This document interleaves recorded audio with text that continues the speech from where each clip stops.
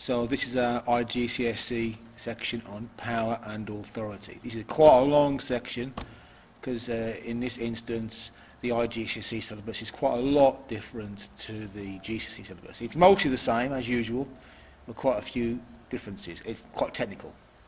So the first thing we've got to get our heads around is types of power. Yeah? Democracy, aristocracy, oligarchy. So we live in a democracy, the people vote. But it's actually quite rare in human history. In the past, this country's been an aristocracy, a country that is ruled by a king, by a monarch. It's what's called an aristocracy. You know, lords, dukes, barons, etc., etc.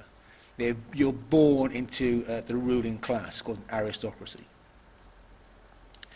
More commonly today, in places like Russia, there's said to be an oligarchy. Oligarchy is when groups of rich people rule.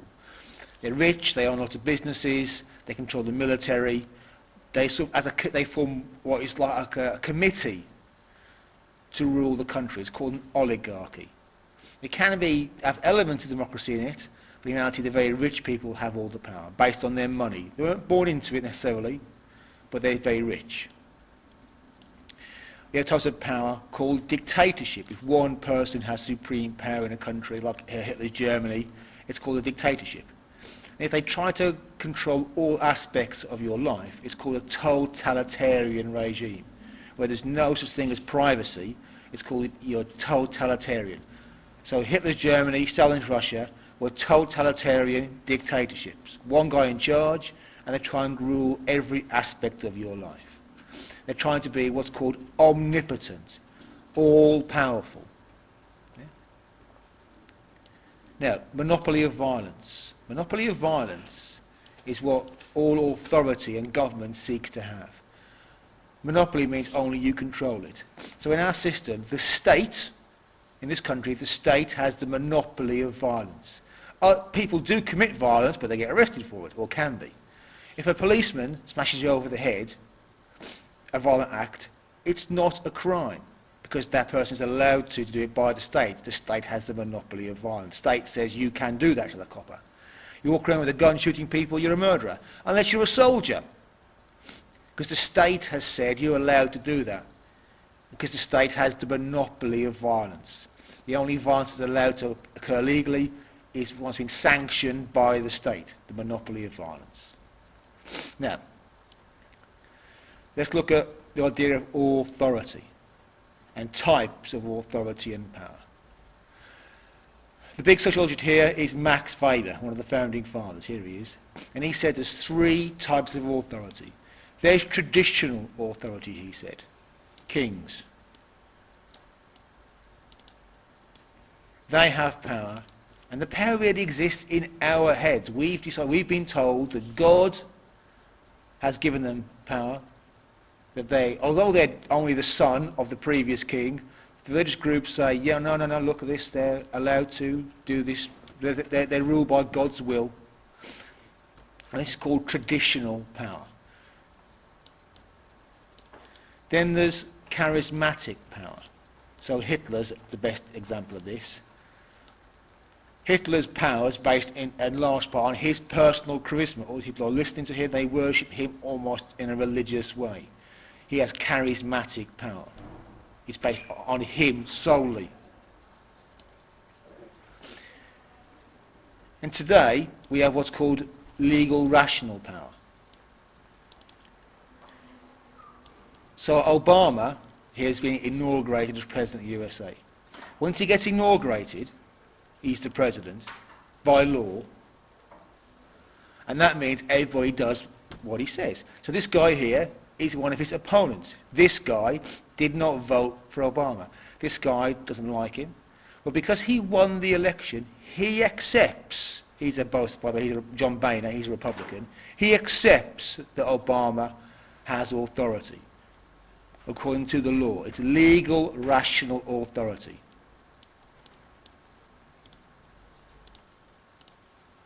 Now, for the IGC exam, they could ask you to compare British democracy with a different country. Yeah? So I'm hoping from the lessons in class you know about the British parliamentary democracy, prime ministers, parliament, MPs, blah, blah, blah. Look at the USA. The USA is run slightly differently. America has a written constitution, a list of rules. And it's called the Constitution. It's all designed to prevent tyranny, a tyrant, one person having too much power. In the American system, they're very, very concerned that nobody has too much power. It's called checks and balances. So we've just talked about, a few minutes ago, Obama being president, but he's not been elected tyrant. There are checks and balances. Checks mean people to stop him. Balances, other people have power to balance it out. So in the American system, you have the executive, which is the president, does things day to day. Then there's Congress, like our parliament. Congress is split into two halves. There's the Senate, of whom there are about 100. These are senators from each state. And then there's the House of Representatives, of which there's loads more. And they can stop the president doing whatever he wants. If he says we're going to do this, they can say no. So they check his power. They can balance it out. And over the top of both of them is the Supreme Court. Here they are. 9 judges, Supreme Court judges. They sit in this building here. Yeah, that's the White House, where the President lives. That's Congress, where these two are. That's the Supreme Court, where they are. And they interpret the Constitution, the written laws. And they can say to the President or to Congress, no, you can't do that. It's against the Constitution. So if Obama says, too many shootings, we're going to ban guns, and if they say, yes, we agree with you, they can still say no. In the Constitution, people are allowed to have guns. You can't ban them. Again, checks and balances. For anything to really change, the President, the Executive, Congress, and the Supreme Court all have to agree it. Checks and balances. Right, moving on. Let's look at the Marxist view of power. Marxists say power is an elite power form. As an example, here is David Cameron, Boris Johnson at university in the London Club. So elite power, a small group of people born into power and influence, wielding in their entire lives, very subtle. Or another example would be if you look at Parliament in our country, lots of MPs, but they're nearly all middle class. If you look at MPs, often work for big businesses. Before they were MPs, they were businessmen. So you have power in a small group of people, the rich at the top of the pyramid. It's called elite power. Now, in the class, in the properties you see, we've talked about pressure groups a lot. They're also sometimes called interest groups. They pursue one interest. So the CBI is the Confederation of British Industry, and they're an interest group. They're in the interest of big business. Also a promotional group. They promote one cause, sometimes called. A sectional group. They represent one little section of our society, like a campaign for rural England, for the countryside. Protective groups. So if you had a village that didn't want a wind farm put up there, there'd be a protective group. There are all types of pressure groups. Interest, promotional, sectional, protective. And finally, opinion polls.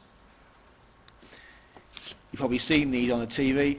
Every so often, a company says, in the next election, if people vote, they'll vote like this. Conservative, Labour, Lib Dem, other. They ask a representative sample of people. Now, what can go wrong? Well, if you ask the wrong set of people, if your sample's not representative, then your findings will be wrong. That's the first thing. But effects. How could this affect people? What's the worry about this? Think about it. Here's our opinion poll. Let's say it comes out. And you can see Conservatives are going to win. So Conservatives 39, Labour 34, Lib Dem 19. So, Conservatives are going to win. Let's say you're a Lib Dem voter, and you really don't want the Tories to win. You might think, oh, you know what, my guy's never going to win. But if I vote Labour, if 6% of this lot vote Labour, that becomes 40 and they win. So Labour win. So these people don't want Labour to win, but they don't like the Conservatives, so they change their vote. It's called tactical voting. So opinion polls, we think, can affect the way people choose to vote. In a democracy, you should choose to vote for the person you want to win, not really for the person you don't want to win. And that could be the negative effects of opinion polls.